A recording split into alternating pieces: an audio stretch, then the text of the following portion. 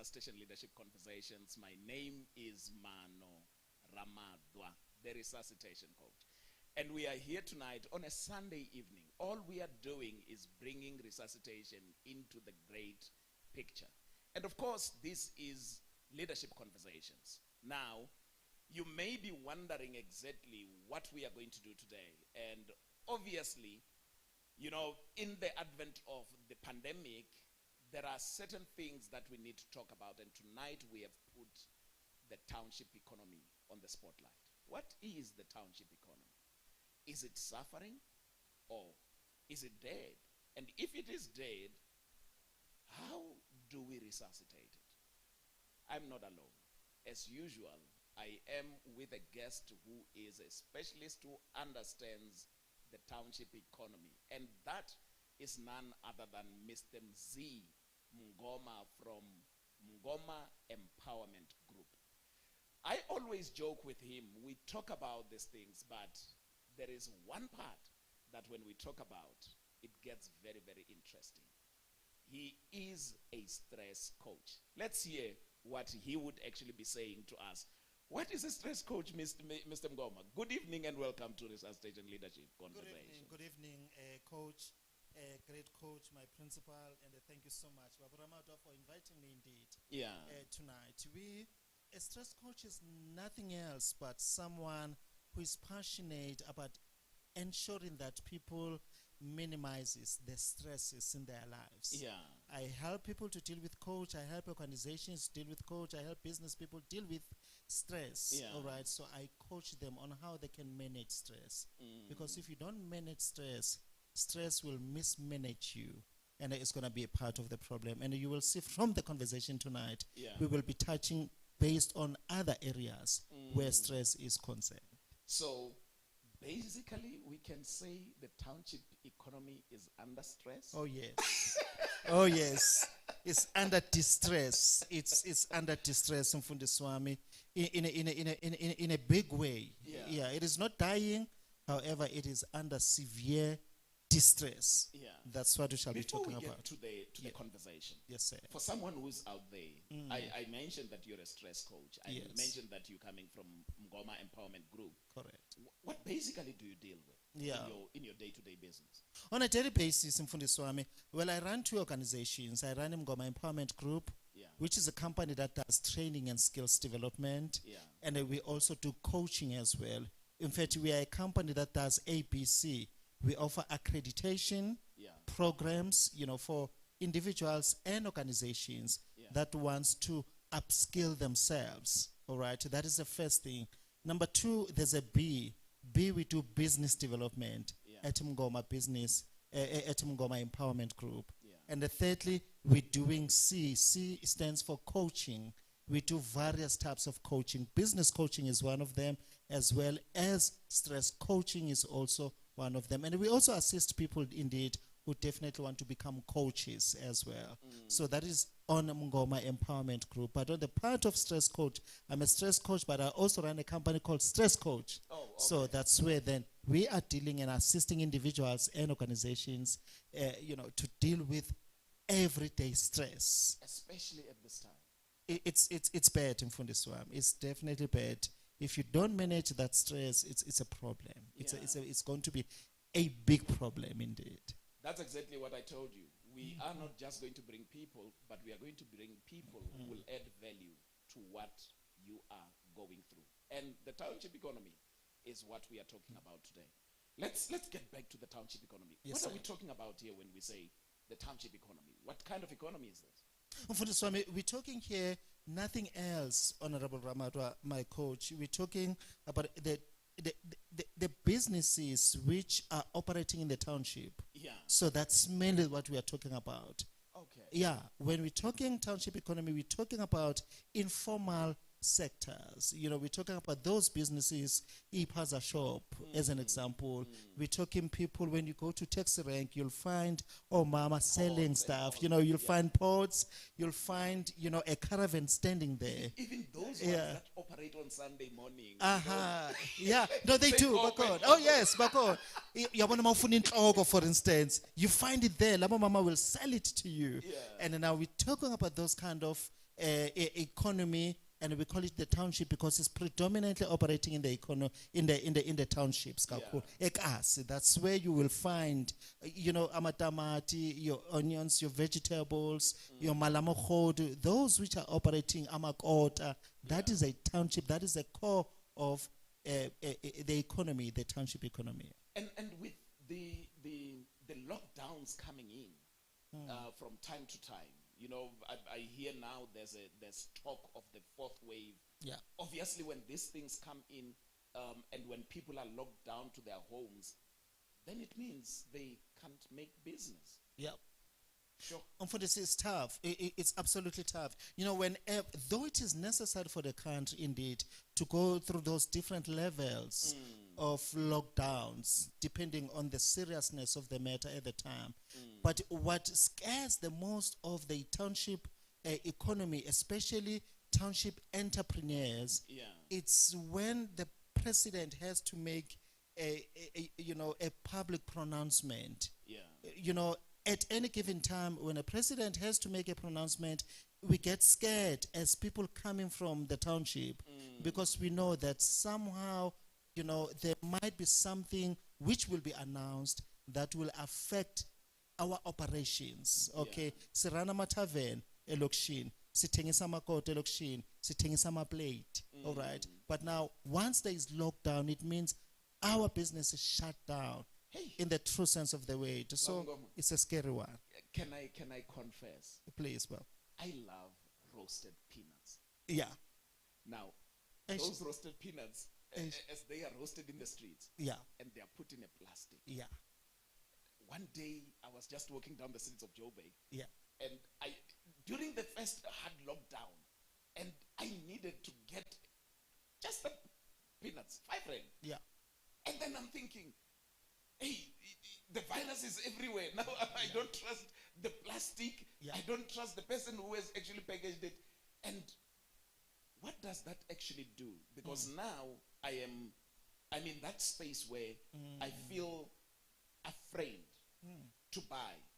And yet, the man has actually woken up in the morning. They are coming there expecting to sell. But the people, it does not mean that they don't have money. But they are afraid of the situation itself and how it might actually affect them if they do find that the person selling perhaps has the virus or whatever, or maybe other people who touched the plastics before had the virus, and it might just be transmitted from one person to the other. How has that kind of situation affected the businesses in the town? It's bad, Mfundisi wami, ngoba there's a whole lot of wave of fear over and above these different waves that medically we are being, spoken to. But the wave of fear that is there and that is so real because we are all afraid to die. And whenever I'm thinking of buying and supporting my brother and my sister and my mother selling in the streets, I'm thinking, what if they are infected? What if, their goods or even their services is contaminated? Now, for that particular reason, ngiyasaba baba. Now I'm one of the person that supports it. Mina ngithanda inyama yenhloko, I'm Zulu. Now, man, ngithanda namanqina baba ukwathengisa eKasi. Bese abanechilies, yabona ibe mnandi, as much as you love also your peanuts. But now, these days, it's so scary because you definitely have no idea. Whenever you're touching that bowl, when you're touching that pot, that has been served, is it contaminated or not? So absolutely, this coronavirus thing has really affected the economy, and especially the economy in the township in many different spheres. Yeah, there's a lot of fear. Summer is coming. Yeah. And we will be driving and going through and passing the robots and all that. And there are those young men and women who are standing there with the plastics, with the guava juice, or, and we love buying them. We do. I buy them every time. Yeah. And in Pretoria, the streets of Pretoria, there's just plenty of them. It's true. Soshanguve and all those areas. Yeah. In Tepisong, this side. Yeah, Tipsload, everywhere. So where to? Yeah. But those are some of the things that the young man goes out in the streets because he has chosen not to participate in crime. Yes, sir. but Yes, he's sir. there. The business is not is no longer there simply because people have now withdrawn themselves. And there is also another element. Yes. Baba Ngoma, Yes, sir. and that's where you come in. The government has actually made pronouncements about assisting businesses. Yeah. But the small businesses, the township economy, it's also struggling. Yeah. They can't actually find themselves that kind of help. Yeah. Where do we go in terms of this? How big and the magnitude of this lack of support has these businesses suffered? Baba, it's two ways, Mfundisi Wami, it's two ways. There is one situation where the government has got agencies, Okay. On whose purpose is to empower the township entrepreneurs, SMMEs. There are plenty of them. I'm talking your CEDAs, I'm talking your CFAs. Especially for the youth, we also have your NYDA. All right. And many other agencies. You've got your SEPO 1 million, especially in Gauteng. All right. So there are many different agencies, your DTIs, and you name them, your NRF. So those are the agencies that the government has made sure they are available to assist people who are going through different phases. All right. There's also in Gauteng, you've got absolutely the startups. You've got your GEP, the Gauteng Enterprise Propellers, for instance, where as a business, if you are also going through a lot, suffering, and even having been affected by the recent riots that we saw in July, that there are provisions which have been made by the government. But here's the problem. How many people have got the knowledge of the existence of such structures? The All right. communication of The such. communication, Baba, believe you me, it's lacking. It's very poor. Because ubaba othengisa amatamati in the corner there, or mama othengisa your peanuts, or that lady there that is selling inyama yenhloko, how many of them know of such agencies which can be of assistance to them? It's not, meaning the information is not properly cascaded to ubaba no mama who's in the corner there, who definitely want to access all the services. So unfortunately it is that. That is the first part. Baba, it becomes one of the greatest disadvantage, because definitely, Baning, these guys who are selling in the streets, can you imagine lo baba lono thengisa ama plastics, or thengisa ama Simba chips, or thengisa ama guava juice, all right, on the streets, or thengisa ama mango, or thengisa ama, the street vendors on the street. There are those who run after our cars and sell us stuff. How many of them are into social media, for instance? And also the language of, the government has pamphlets and all that. Yes, sir. And sometimes some of these pamphlets are written in English. It's so true. And mama, some of them did not go to school. No, and many of them, honestly speaking, the people who are selling the Abastang Salama Kotanan, they did not go to school. So to cascade that kind of information to them, it's a mountain to climb. And then now it makes them to say, we are part of the economy, however, we are left behind in terms of accessing all the resources that the state is providing in Mfundisi Wami. So it's one of those things which are a detriment, unfortunately, and which one of the things that is affecting the same economy, which you will be shocked in terms of the numbers, what the numbers are saying as far as how it is contributing to the economy of South Africa. The same township economy, the same people which some of them, in fact the majority of them, are not benefiting from these services. But then you said it's one part. Yes, sir. What would be the second part? Yeah. The second part then can be, their information is there, all right, but many people are indifferent to that information, meaning they don't care. Others are so discouraged because they have tried, to those who happen to find this information, they've tried to apply into these government agencies to say, hey, even a 10,000 rand will make a difference in my company, in my small business. However, I'm not getting any assistance. We've run a lot of seminars, my wife and I, over the years, and the one common thing that comes about is the access to the market, the access to information. It's poor. even if it is there, but it becomes then the problem of this despondency that people are experiencing to say, we have tried, we've contacted all these institutions, but there's no help. Yeah. So it's useless. I don't even care what they say. Let me just push what I need to push in my corner in the best way I know how. Otherwise, I'm wasting time to make copies. I'm wasting time to register businesses. I'm wasting time to do whatever that needs to be done, but I'm not getting any assistance. There's so many that are listening to us in this beautiful conversation, Bob, that have said, look, I don't care anymore about what this government is doing in terms of assisting me. But also, how is the registration process, the formalization of the business itself, affecting and disadvantaging them at this time of the pandemic, where the government will just make an announcement to say there is 4 billion available for businesses to claim, especially during this lockdowns.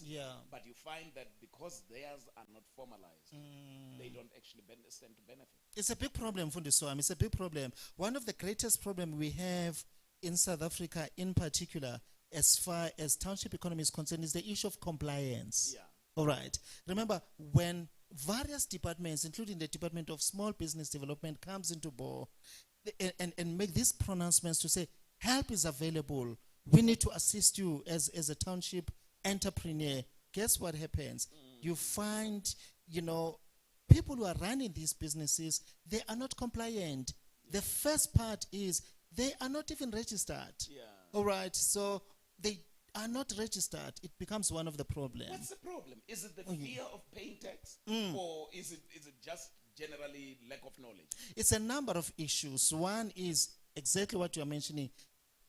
Someone in the street who's running their small businesses, they think that when they are registered, what's going to happen? They will be required, of course, to pay tax.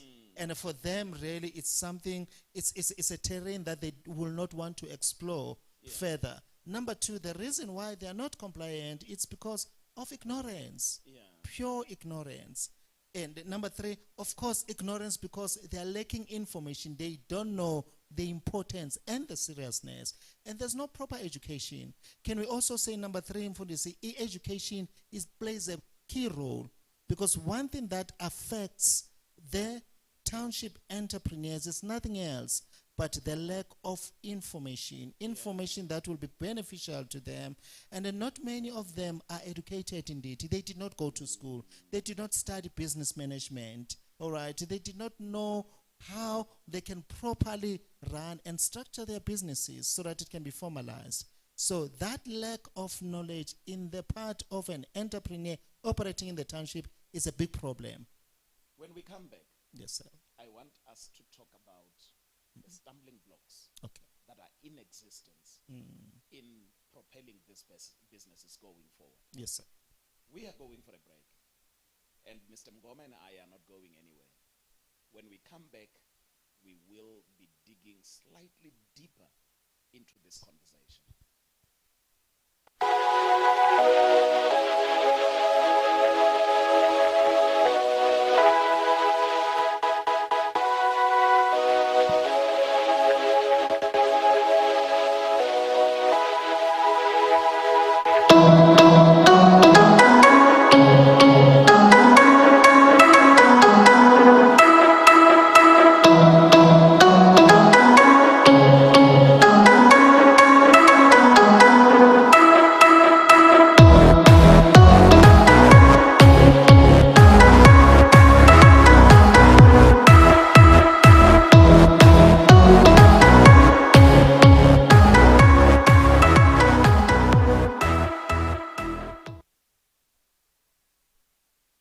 Welcome back to Resuscitation Leadership Conversations. It's a Sunday afternoon. My name is Maano, Ramadwa, and I'm not alone. I'm sitting here with the stretch coach himself, Mr.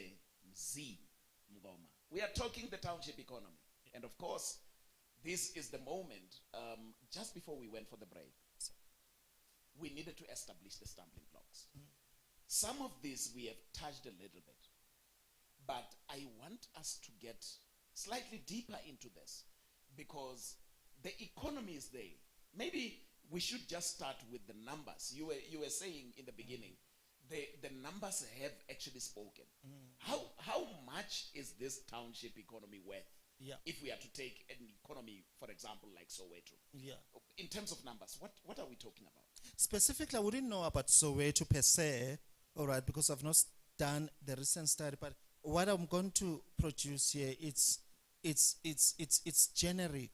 Yeah. Meaning it's a collective of all the township economies in South Africa. According to the recent report, recent as early as 2018. Okay, these are the figures that I have. Probably there might have been something that came later than that, of course.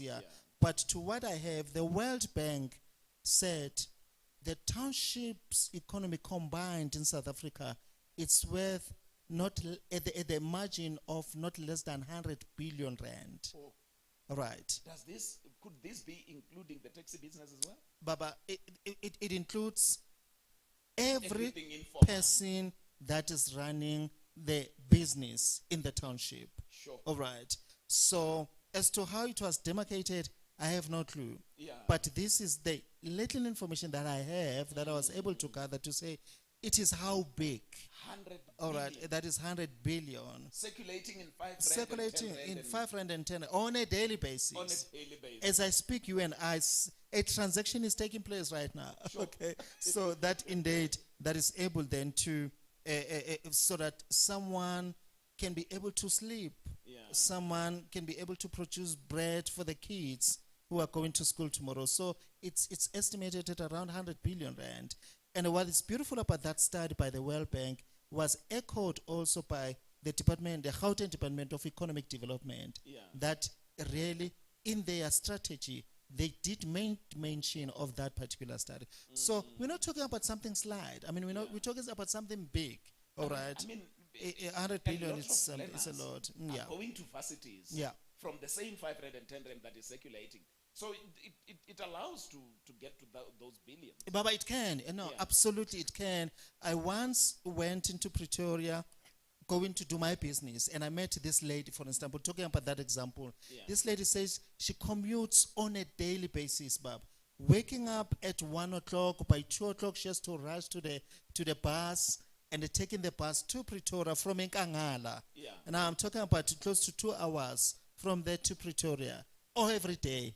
And when I sat with that lady down, and she said to me, in fact, 3 of her kids of 4, the fourth one was in grade 12, and the 3, they are university graduates, and they've got good work. And I asked, for how long have you been doing that? She said, for the past 20 years. I've been doing this forever. And for that reason, you know, kids are going to school, and this township economy has assisted a lot of people to become professionals that they are because of these township entrepreneurs, no matter how informal they are. So it is a very big space, but unfortunately it has not been properly tapped into, and especially in the realization of the potential that the township economy has. I mean, right now, of late, just in 2-3 years, less than 5 years, we've been talking about the revitalization of this township economy, and the many different departments are coming up with strategies, all right, to say, how can we help our people to make sure that they get formal? I mean, there are a lot of drives, seminars. Unfortunately, COVID-19 came, and such, stopped. They were affected. The flow of information, exactly, to say, we recognize you, we see you, and therefore we want to revitalize what you are doing. But unfortunately now, because of this COVID, now that sector then, it's also gone back to the initial stage that it was, the unfortunate part of it. So that on its own, COVID-19 has become one of the stumbling blocks. It's one of the stumbling blocks. Number 2, it's exactly what I had alluded to before. The issue of compliance is very big. That is why at Mgoma Empowerment Group, we have no idea. Baba, we are flooded on a daily basis. Even today, before I came here in the studio, there's a lot of organizations which are coming and said, we want to do business with government. We want to do business with other, agencies and businesses. But unfortunately, we are not properly compliant. Mzi, can your organization assist us, all right, in terms of getting your taxes, your triple BEE, all right, certificates or an affidavit, and many other compliance to those who are running, for example, the construction. There are certificates that have to do with that. To those, the CIDPs, but there's a lot. The CSD, you know, many people don't know. You see, lack of information is a bigger part because people who want to do business with government, they don't know that they are supposed to register on CSD and have the CSD, the Central, you know, Supplier Database. Because without that, you can't do business with any government department in South Africa, unfortunately. And many other compliance issues, it becomes one of them. But in Fundis, at the same time, Honorable Coach, is the issue now of access to the markets becomes one of the challenges. Because here I am running this business, I'm selling this, all right? Which market is open for me, all right, for me to be able to sell and produce more of this, all right? Access to markets becomes one of the key challenges. And another thing is the issue of greediness. Because now it's fine because you're touching on the issue of greed. Yes, sir. When you come with this, some of the markets would actually say, how many are you, how consistent are you going to be able to submit, to supply this for me? And they judge you based on your strength and maybe the number of years you have been in operation. But they don't give you an opportunity so that you can have that kind of CV. Absolutely, absolutely. But it becomes one of the stumbling blocks that is very painful. What if you have done what if you've got the compliance, you are compliant, you've got the paperwork, and fortunate enough you apply, then you get the deal, all right? You get the purchase order. Guess what? One of the biggest stumbling blocks becomes what? The funding. How do I fund this project? I've got the competence, I've got everything that I have to make sure that this works. But the only thing that is lacking now is the financial muscle for me to be able to execute this particular project. It becomes one of those. And when funding comes, you find that they are going to take about 20 or 30%. They do. Unfortunately, others, they say, look, before we can take you seriously, Mzi, please just put a brown envelope somewhere, all right? There's a lot of corruption, becomes another stumbling block, where the same agencies of government who are supposed to be assisting these black township entrepreneurs, they're the ones who will demand something from the little that these black entrepreneurs are going through. You see, it's a beautiful economy, at that range of, billion or several billions. However, it has its own stumbling blocks. And one of them are some of those ones. Stress, meaning how to manage the stress. All right, suddenly I'm operating this business, I'm running a tavern, I'm making an example. All right, now I'm running this tavern, suddenly there's an announcement from the president to say stop trading. Now what that does, there are mouths to be fed, there are employees that need this money, all right, schooling that needs to be paid, food to be bought. But now when there's lockdown, unfortunately I cannot operate, and because I cannot operate, I incur debts, and if I incur debts, what that does, it rises my level of stress, and when I'm stressed, I do crazy things as a business person, and the closest people that are closest to me will feel, the pain and the anger that I'm feeling at that particular time. So it's a number of issues. It is a powerful and a vibrant economy, the one that is in the township. However, it has its own challenges, but those challenges are not insurmountable. So we've got some few suggestions as to how then we can work around it to make sure that it becomes a vibrant economy. I'm not going to talk much about this, but I observed on Twitter this week. Yes, sir. I observed a lady, and I've been monitoring that lady. She sells Archer. In small bottles like this. And the other day she was actually showing that she was in the CBD of Pretoria. And then the other day she was saying today I'm in Midrand. And as she was selling those little containers, you know, it's 30 rand, right? Yes. And Bramzi may not have 30 rand on the road at the robots, but he might have his tapping card. Sure. And then she has just made just that little tapping card. I know. And people are tapping. And she's just selling like that. And it's moving. Wow. So maybe when we come back, yes, we will be talking about how we can reform this, given the current situation. And you've got some suggestions, I believe. Absolutely, I do. To be able to deal with that. Yes, sir. Yes, sir. You don't have to go away. Bramzi and I are coming back to the Resuscitation Leadership Couches, and we are continuing with this conversation. Stay tuned.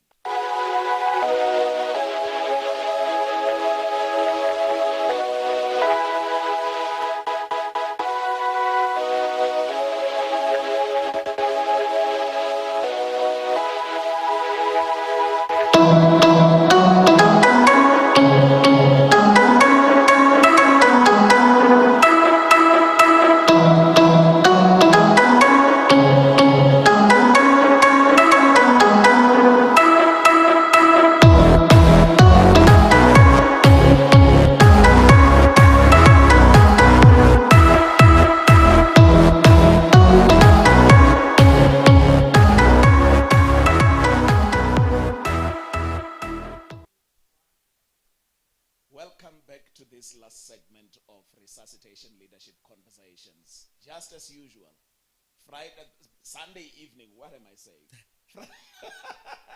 On Sunday evenings, and we start from 5 to 6, and obviously we are tackling a variety of conversations which are very pertinent for our country. And tonight, with Mr. Mzi Ngoma, the stress coach, we are talking the township economy. Now, before we went on to the break, we were touching on how we can reform this township economy and sort of realign it to the current circumstances. Talk to us about that. Baba, I think that is very interesting. I'm glad that you're mentioning a term that is going to be one of the suggestions. Yeah.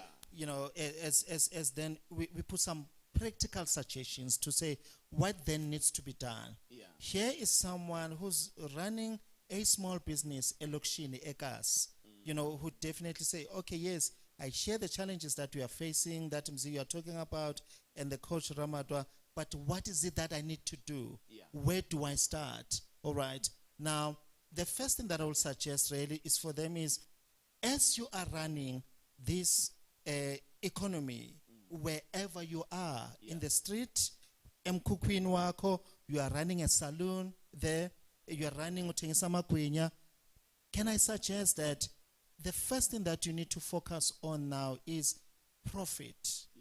Now, by profit, what do I mean? So I took the word profit and I broke it down to make it easy for someone, to make it digestible for someone that is in the township that is running their businesses. One, profit, the first P stands for purpose. For you to be revitalized, for you to be resuscitated, as per the purpose of this beautiful program, is you need to go back to your purpose. Some of you are discouraged. Some of you really things are not the way they're supposed to be for you. Life has become something else. But number one, go back to your purpose. By the purpose, what do I mean? What was the first reason why you started that business in the first place? All right. Now let it be that.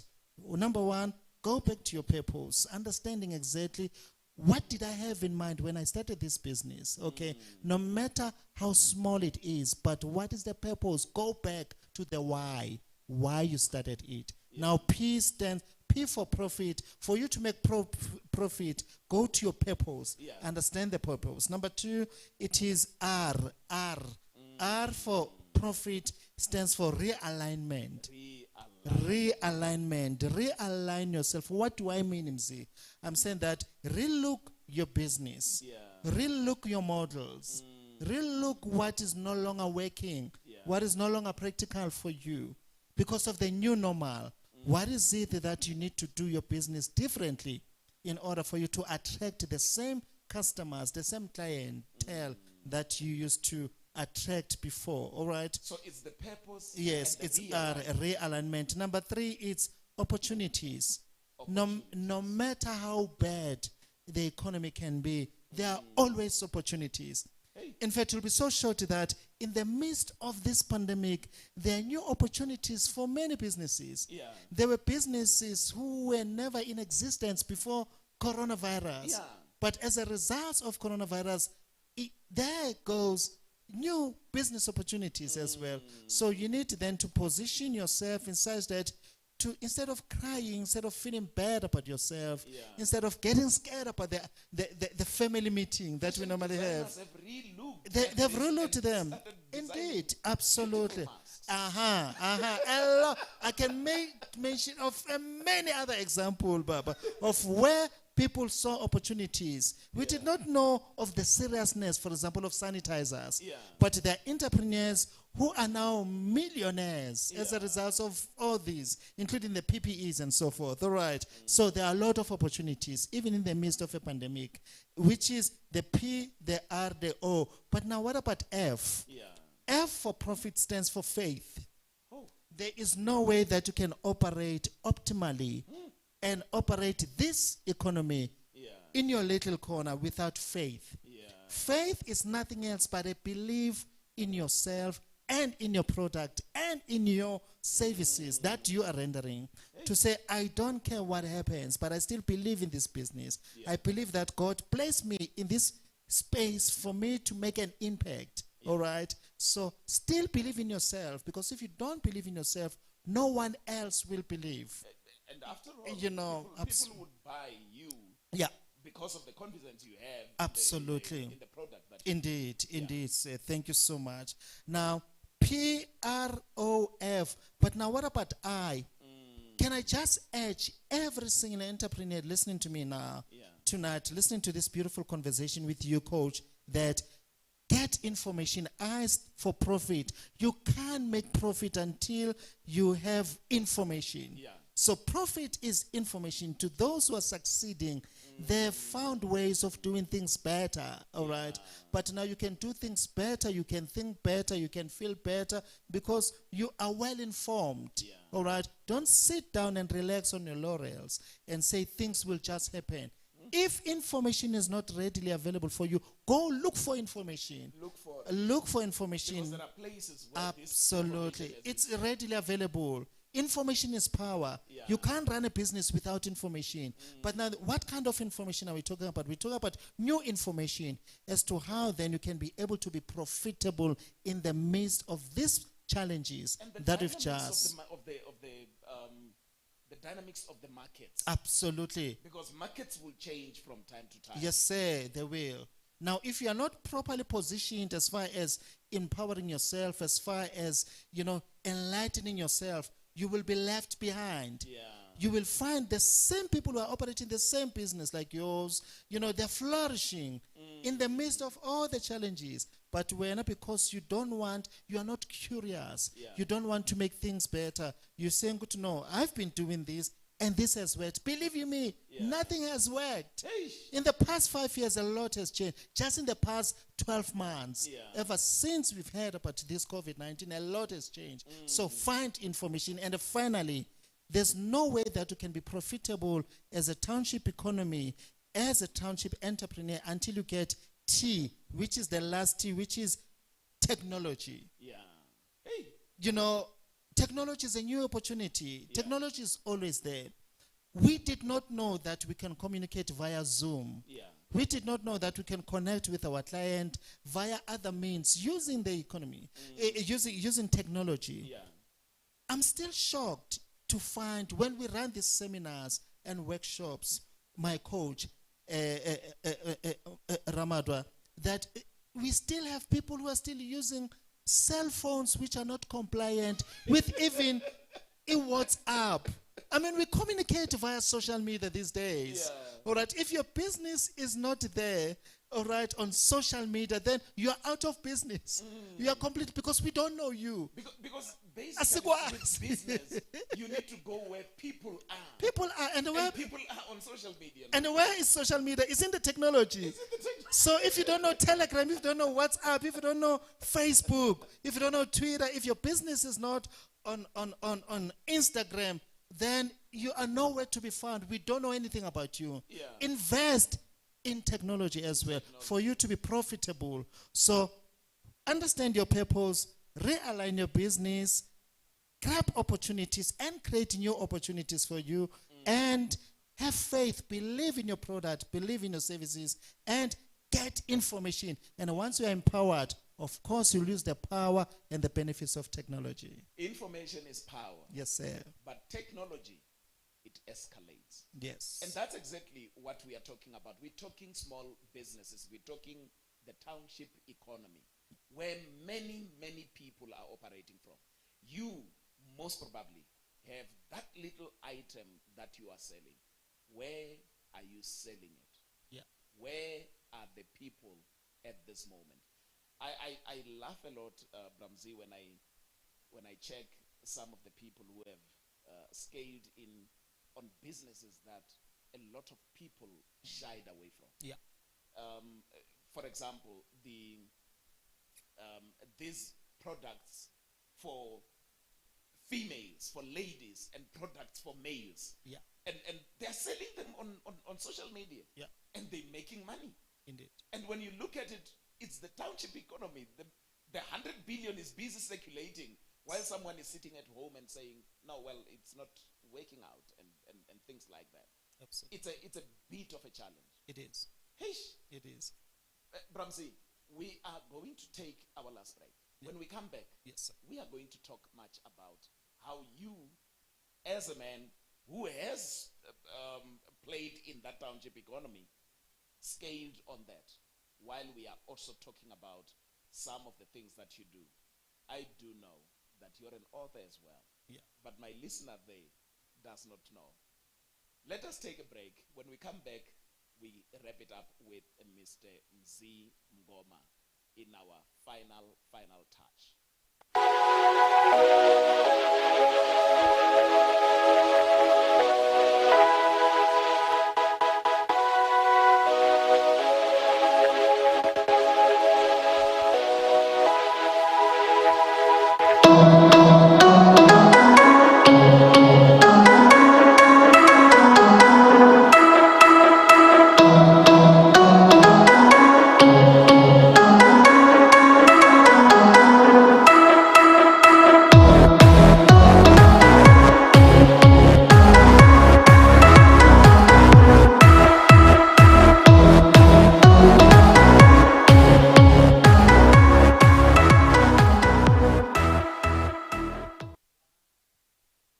Welcome back to Resuscitation Leadership Conversations. My name is Maano, Ramadwa. We are on our last lap, and I am with Mr. Mzi Ngoma from Ngoma Empowerment Group, and he is the stress coach.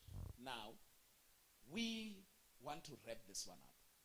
But Mr. Mzi actually emerged from the township economy, and we want him to share exactly how he has managed some of these things. Bramzi, can you take us through your journey in a very short space of time?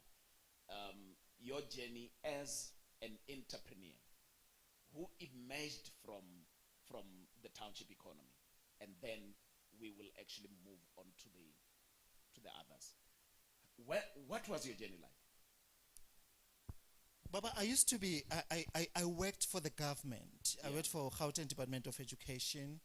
And from there, after 7 years serving the state, I decided to go all by myself. Yeah. And eventually that led me to feel the need, because I felt my impact will be felt much more, all right, Yeah. outside. Yeah. Okay. And now I then registered my first business in 2007. All right. It was Dynamite Skills Development. It was a company that dealt with nothing else because I'm a trainer. But so I did training. It was accredited training programs that I was offering. So now that's where I started my business, okay? And now, of course, I operated that business in the township, okay? And because, I mean, when you starting before you move to, to offices and bigger offices, you start a cars, you started a back room, all right, in the garage. Many businesses started where, but I realized that for me to go, further, I needed to start from the bottom. I did not know anything about businesses. All I had was a desire to make a difference.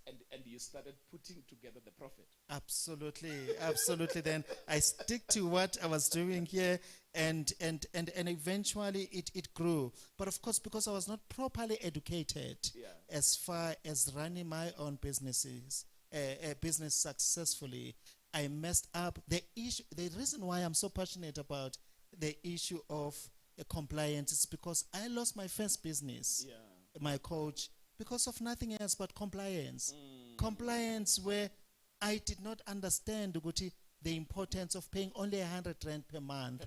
For me, in fact, per year, once. The Ciproman, absolutely. I did not know that for me to sustain that business, as much as I was running my business, I needed to realize the importance of just putting 100 rand to CIPC to make sure that this business continues. And I realized years later that I was running a dead company, a company that was long deregistered. Like many of the people that we are assisting right now. At Mgoma, we are saying, please, if you register your company with us, your church with us, your ministry with us, it should not go to the same pain that we had experienced. That is why I've got a lot of pastors, I've got a lot of business people in the township space who are coming to us and said, Mzi, help us. And guess what? For the past 7 years with a new company now, because remember the first one, it died. But the new one then came, and one of the key, that is why we've got business development. Business development, we're helping people now to make sure that they properly register. And we check their status. We check your status, whether your company it's still registered, whether your church is still registered, whether your non-profit company, whether even your church is still registered. So we do that. So it's one of the things that has made us to scale, that has made us to enjoy what we are doing. But over and above that, we have realized since last year, in 2020, that many people are going through different levels of stress. Now, if you are stressed and you are listening to us right now, you can come to us. You can contact us. Let us talk. You and your team are not doing well the way you're supposed to. Let's talk. Let's have a conversation. And that is why every Friday we've got what is called a stress talk, where we are inviting everyone. We've got different topics, whether they be business, whether they be medical, whether they be relationships, where we are addressing. And we've got programs for the youth as well, where we are saying, as young people, come, let's talk, let's have a conversation.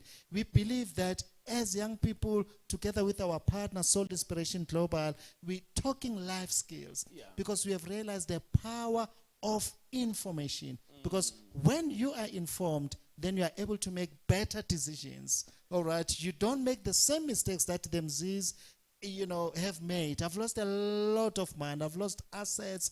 I've lost things, all right, in life as a business person, because I was not properly informed, my coach. So for that reason, that is why we are saying that we are opening platforms where we are saying that whether you're coming from the township, whether you are coming from the suburbs, and you are running a business, you are running a church, you are running a ministry, you are running a cooperative, you are running an NPO, come to us. Let us help you. When we come back. Yes, sir. I just want us to force this break. When we come back, we are going to.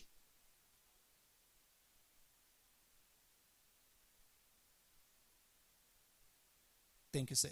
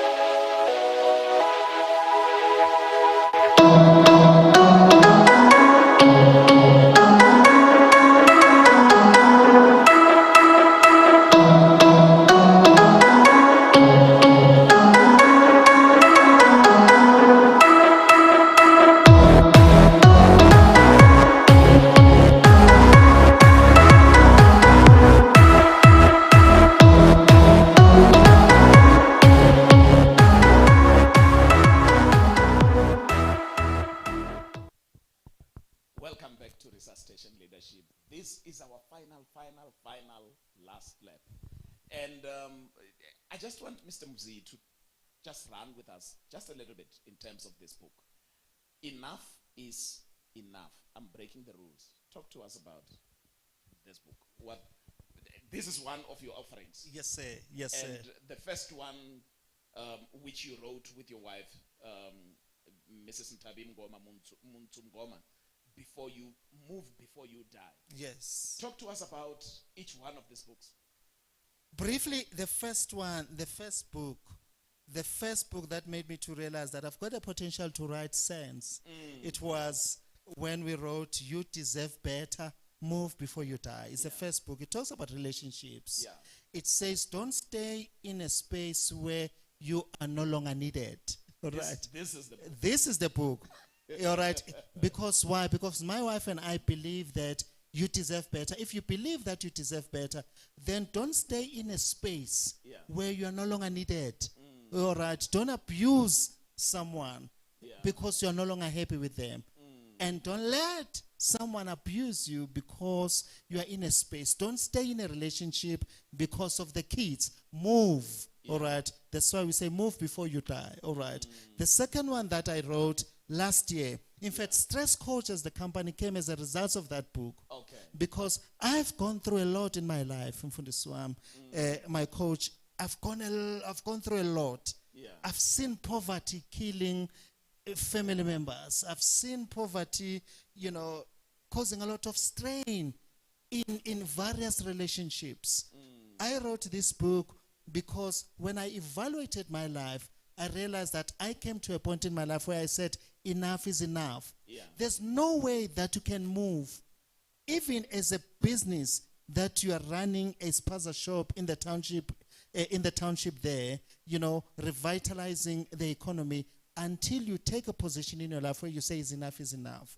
You can't move. There are rules every day of our lives, my coach. We have people who are setting boundaries, who are setting limitations for us, who say you can jump, but don't jump this high. So this book says to you, you must say enough is enough to anyone. You must actually break those rules. The rules that says, even if we are operating in the economy, even if you are operating in the township, who said you cannot grow? Set who? Who has set those limitations to yourself? And don't believe them. Be like Mzi. I sat down in the poverty state that I was at, and I said, I'm going to strive, I'm going to push, and I'm going to make it happen. But I needed to take a conscious decision in my life to say, enough is enough. That is why I wrote this book. How do people get hold of these books? 072 931 0763. It's my cell number. You can phone me. Preferably, you can WhatsApp me. 072 931 0763. Now, to get this, you can go to our website, which is www.stresscoach.co.za. So now you can be able to get all the details as to how then we can be able to send these beautiful books to you, all right? You can also go to www.ntabim.co.za, ntabim.com, sorry. www.ntabim.com, all right? So when you go there, you can actually find these beautiful books as well, so they can be readily available for you. Mr. Mngoma, Sir. we would love to thank you so much for coming through and honoring this invitation for tonight and sharing your life story in business, and also to share the profit that any man out there in the business can take up and move. Thank you, sir. This is how we are closing this show. But before I go any further, I would love to challenge you that you can get this book, Imprisoned by Yourself. Sometimes some of the challenges that you are going through are not necessarily those that have been created by other people. Many, many times they are created by yourself. Can I tell you this? That by and large, where every human being is at, they have played a huge role to be there. Whether it's prison, they have played a role. Whether it's success, they have played a role. My name is Maano Ramadwa, and you can get in touch with me on www.maanoramadwa.com, or you can just go on every social media and check on Resuscitation Coach Maano Ramadwa. Thank you so much. Till we meet again next week when we put the media in the spotlight. Thank you so much and good night.